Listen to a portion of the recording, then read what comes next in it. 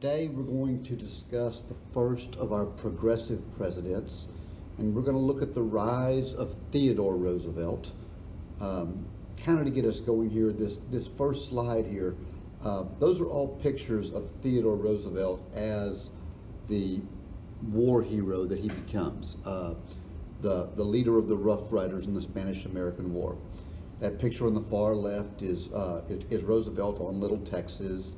The second picture is Roosevelt's men training, the Rough Riders training in San Antonio.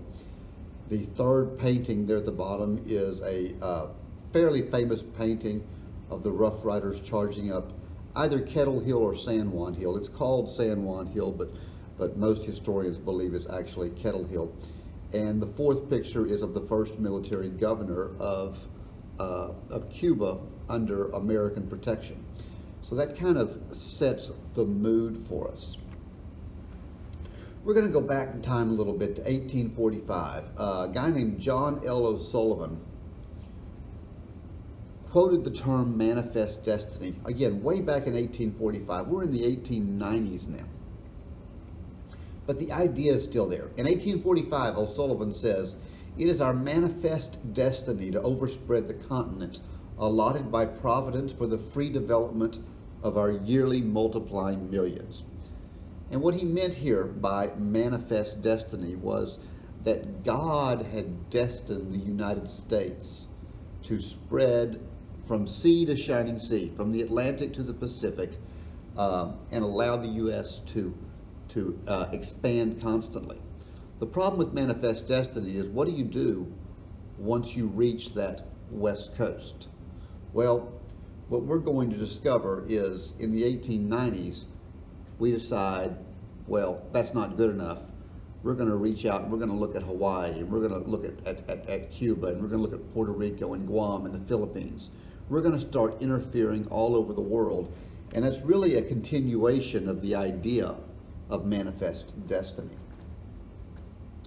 This next painting is from 1873, George Croggott's America's Progress. I've seen it on the STAR test before, so I include it.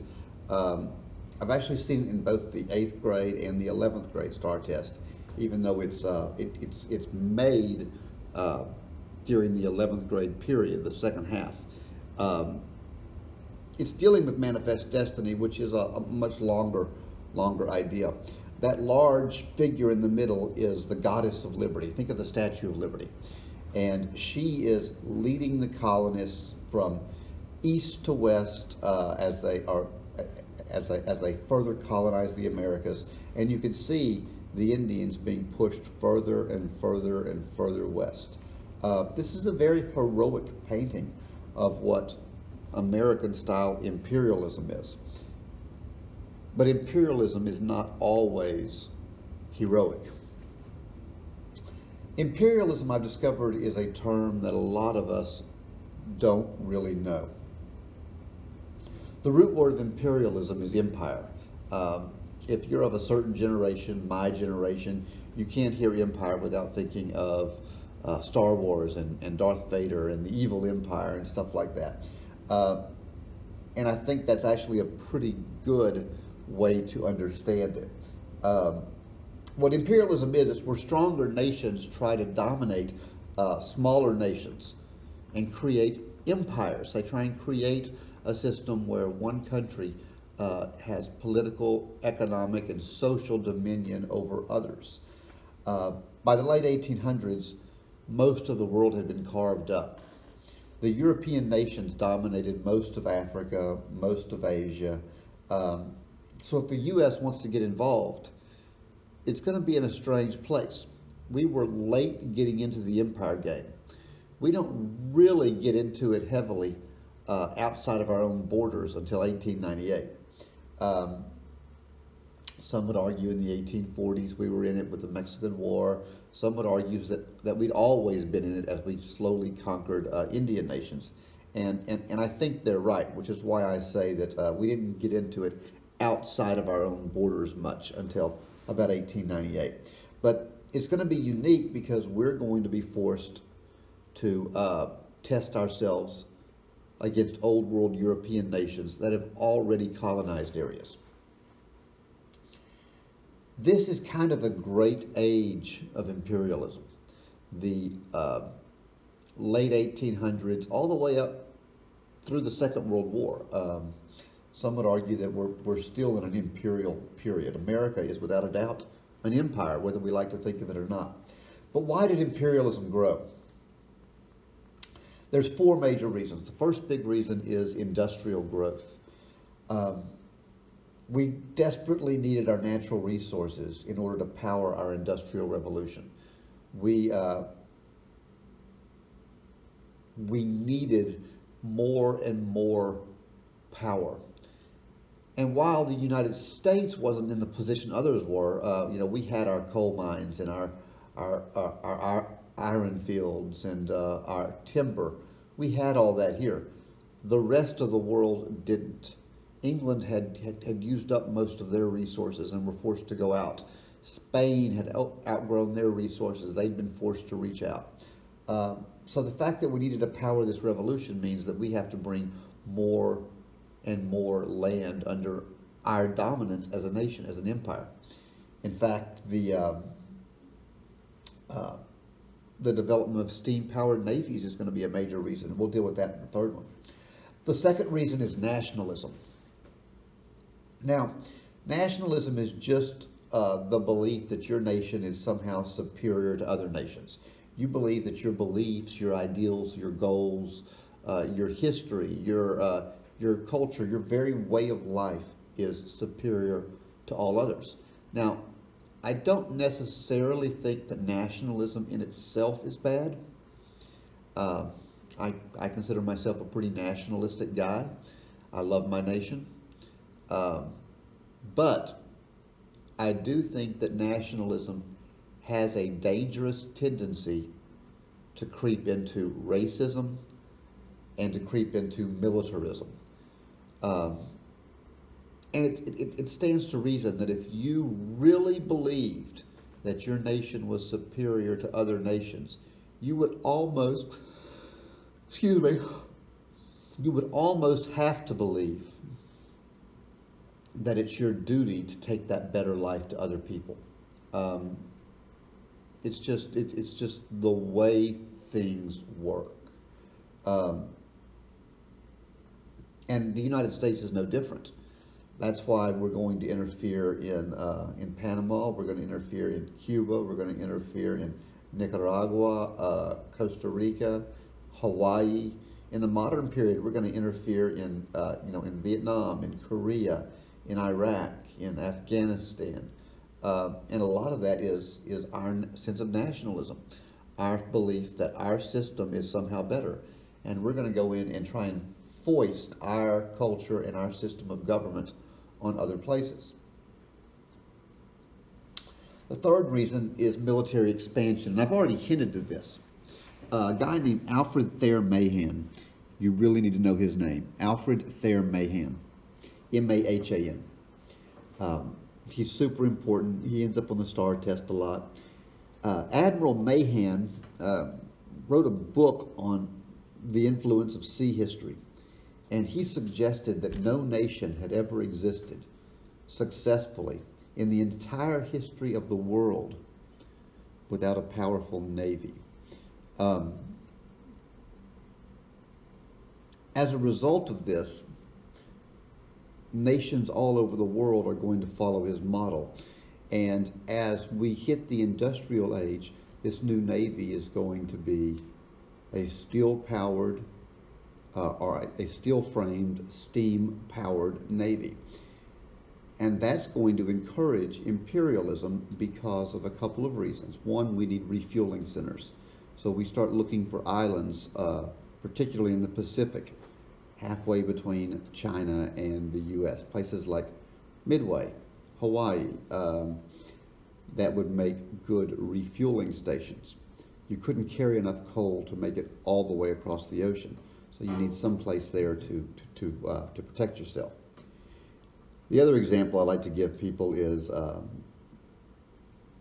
the very fact that when we get a new toy, we want to use it. My wife is kind enough to buy me a gun for Christmas most years. She's a wonderful woman for doing that. But the first thing I want to do when I get a new gun is go and shoot something. Well, imagine if instead of getting a new gun, you got a new Navy, a new high-tech, steam-powered, all-steel Navy that could dominate the world. What's the first thing you're going to want to do? Well, you're going to want to go use it. It's your new toy. And the fact that we had these large navies, these large armies, are going to encourage us to justify the expense of it. And frankly, it makes you superior to the developing nations around you, and it makes it easier. The fourth reason is one that most textbooks don't mention. I think it's forgotten a lot, but it's important. It's humanitarianism. It's this idea that Western civilization is superior to all other civilizations. By Western civilization, I mean European civilizations. I mean anything that traces itself back to the politics, philosophy of Greece and Rome. So Europe, the United States, all these Western places. If you see it as a positive to spread your government, your Christianity, your law, your medicine, your politics, your culture, your language, then you'll be more likely to go and try and take care of others. So American imperialism. Let's talk about this a little bit. There's a great historian named Frederick Jackson Turner who wrote a book. He wrote several books, but his big thesis was the frontier thesis. He said that what made the United States different from the rest of the world was that we were forced to test ourselves against our frontier.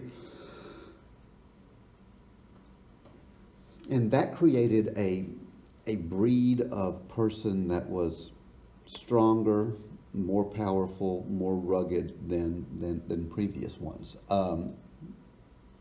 Well, once we ran out of that frontier to test ourselves against, we kind of lost our identity. Who are we now if we don't have that? So we started replacing our frontier with other frontiers. The new manifest destiny was this belief that the U.S. shouldn't just spread from the Atlantic to the Pacific, but from pole to pole. There were people that believed the United States would ultimately dominate both continents of North and South America. And why stop there? Why not, when you reach the Pacific Ocean, just leap out and start taking other things? In 1867, we took the Midway Islands as a refueling station. The same year, we purchased Alaska. It was called Seward's Folly. We purchased Alaska from Russia. People laughed at it. They thought it was ridiculous. In fact, they nicknamed it Frigidia. Why would you purchase this frigid Iceland? Well, I guess they got the last laugh because of all the oil and natural gas and other resources there. In 1875, we enter into a sugar treaty with the independent nation of Hawaii. This was a big deal. It allowed Hawaii to sell their sugar in the United States duty-free, no taxes. But in exchange, the U.S. was allowed to lease Pearl Harbor and establish a U.S. naval base, and they agreed not to lease territory to any other foreign nation. That's going to be a pretty important example of American imperialism, forcing our will, and a pretty rough decision for the native people of Hawaii. They kind of invited the U.S. in, and we'll see in a minute, we never left. What fuels this? Well, we've already talked about Admiral Alfred Thayer Mahan's book, The Influence of Sea Power Upon History. But there are other things there. There's some cultural things that were happening. The idea of the Anglo-Saxon mission. This was a popular belief that the Anglo-Saxon culture was more evolved than other cultures and destined to dominate the world, to rule the world. There were those people that believed that it was okay for the Anglo-Saxons to to sometimes do terrible things because they were superior to others. In fact, we're going to see when we go in the Philippines, we go into the Philippines as liberators of the Philippine people from the Spanish, and we refer to them as our little brown brothers. But once we take it, once we liberate the Philippines, we decide that they can't possibly govern themselves, so we establish kind of a puppet government over the Philippines. They're still feeling that effect. There's also the idea of social Darwinism. Charles Darwin had come up with the theory of evolution decades earlier. That's this belief that everything evolves from a lower species and survival of the fittest. The more fit organisms will survive and reproduce, and the less fit will die off. And over time, through selective breeding, you'll end up with a superior organism. Well, if you apply that to societies, they look around and they go, the Anglo-Saxons seem to be dominating the world. They seem to be in charge, and they have been for a long time. They must be more evolved. So the social Darwinism and the Anglo-Saxon mission are pretty closely related. Let's talk about China just very, very briefly. China had been a closed-off society for centuries. They had effectively shut themselves off from all other cultures, and intentionally did so. But the U.S. wants to sell goods there. So what did we do? Way back in the 1850s, in 1853, in fact, we sent Commodore Perry in with a fleet of ships, these large steel steamships.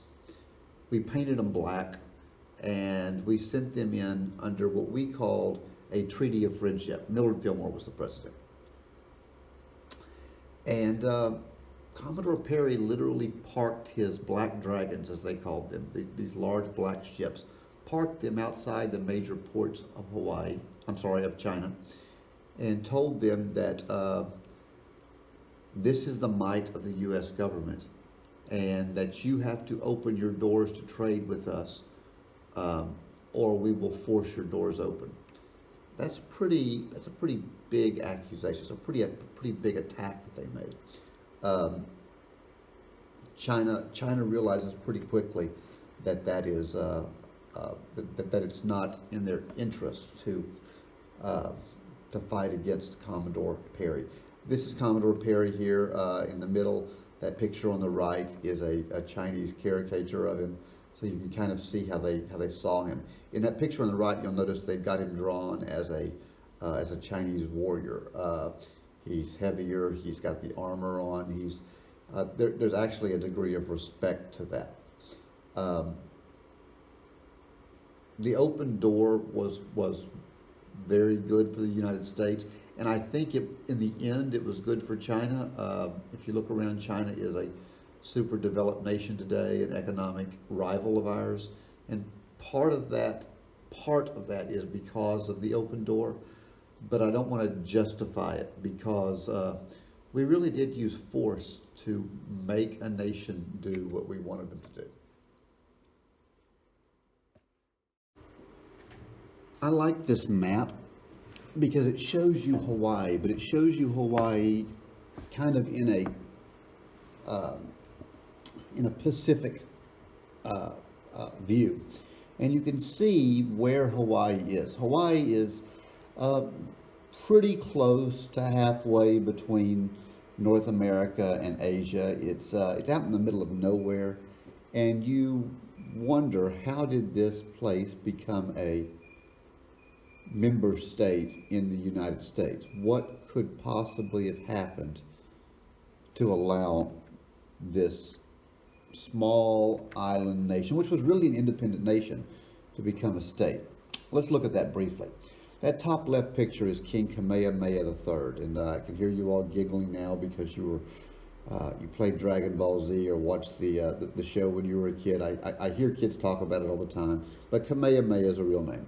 Kamehameha III he was greatly impressed by the Western world, um, and Kamehameha wants Hawaii to be seen as a modern world power.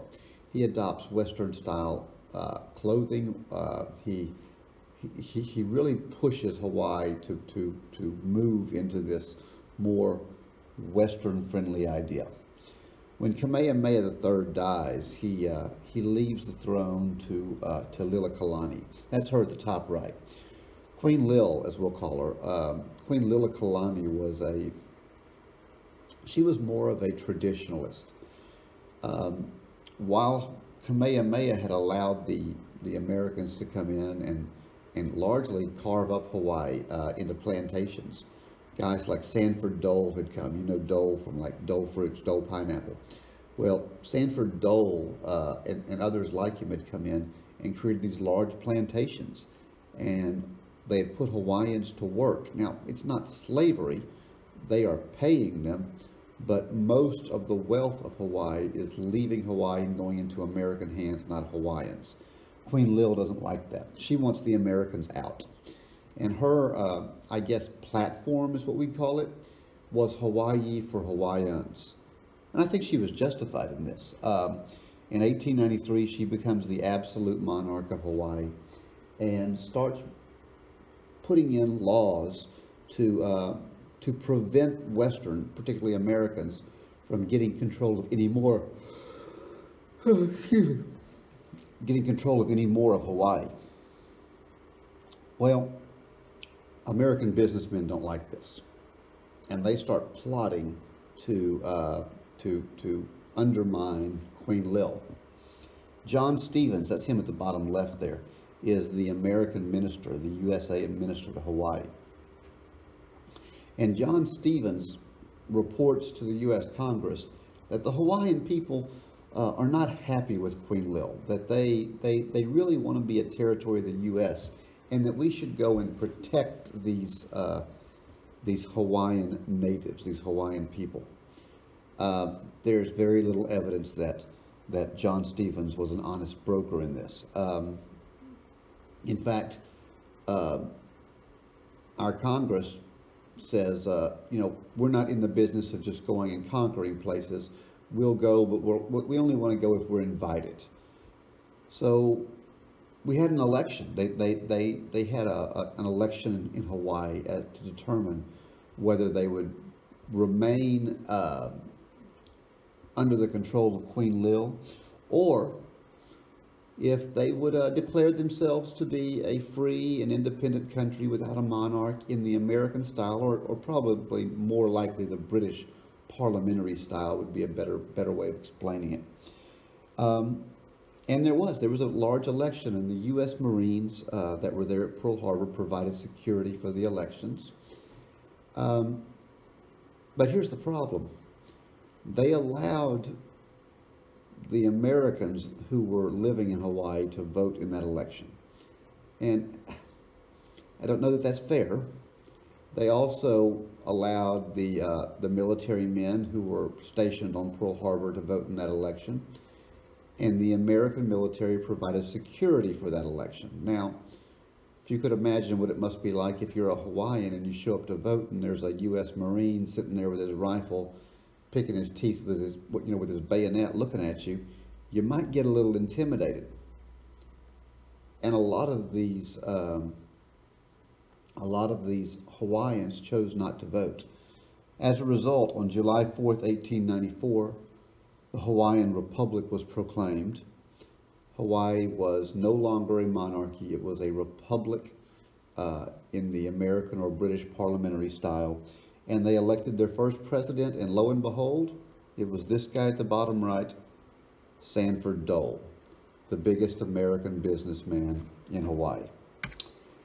This is a picture of Dole's inauguration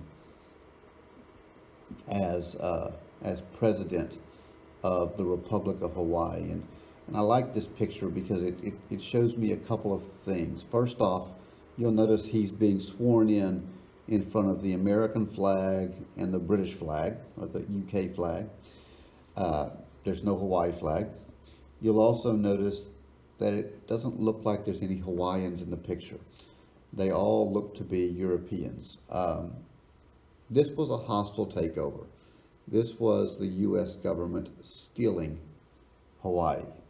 Um, and there's still a big movement, although not massive. There is a substantive movement in Hawaii for Hawaiian independence still today in 2019. So that tells us something.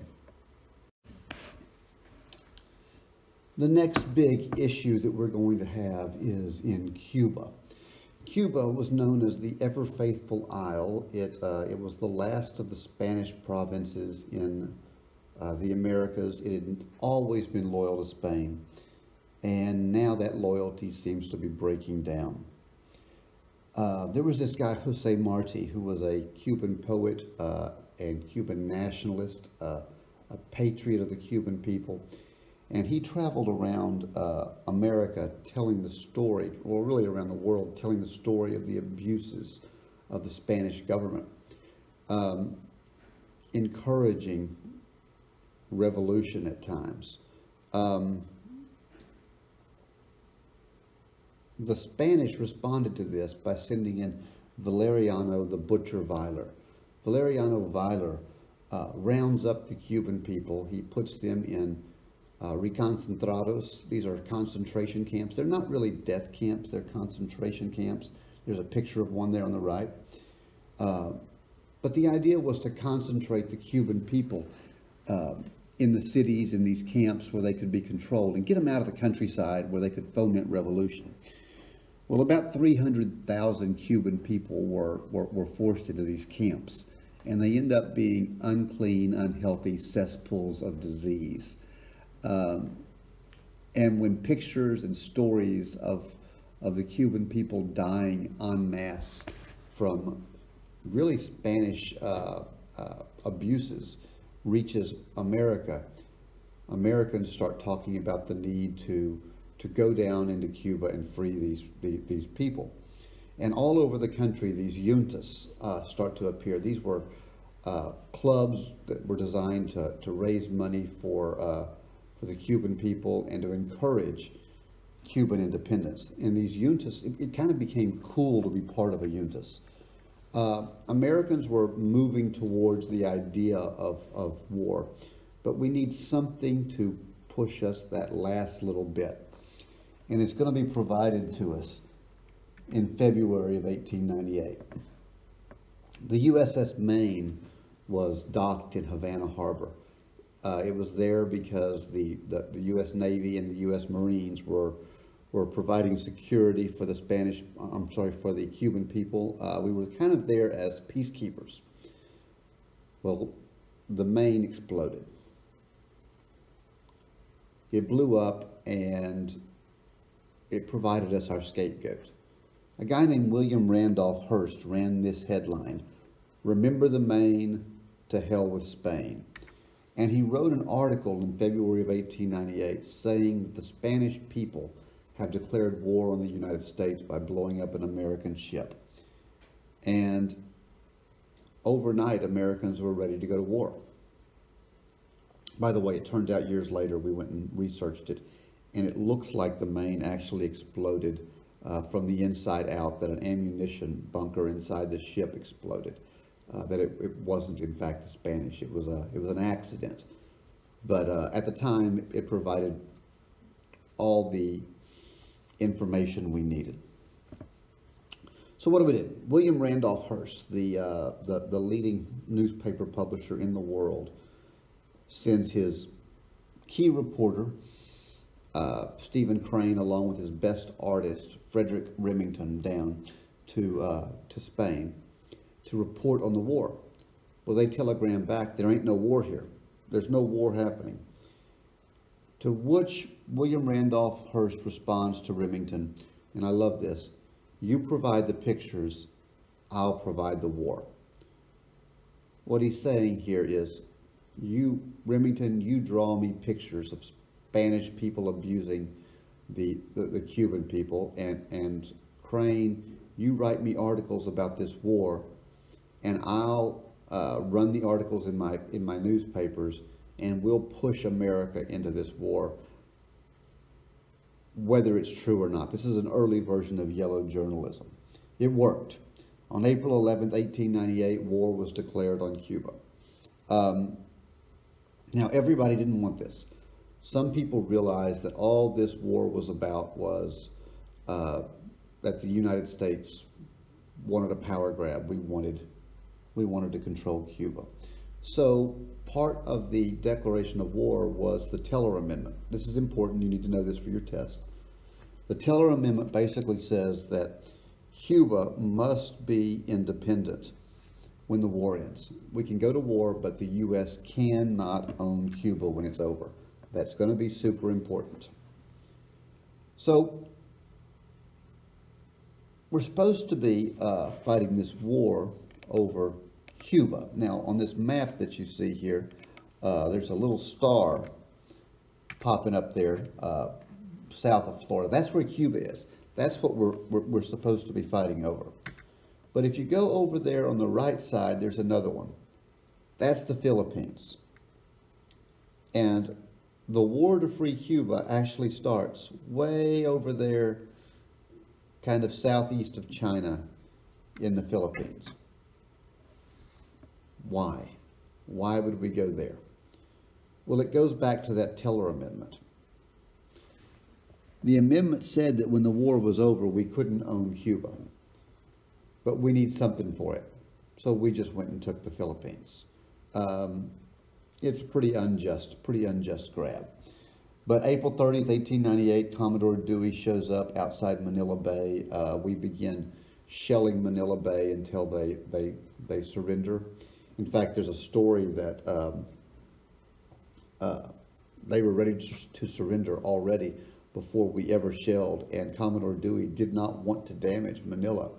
But in order to save face, the Philippine people said, or the Spanish people in the Philippines said, that you would have to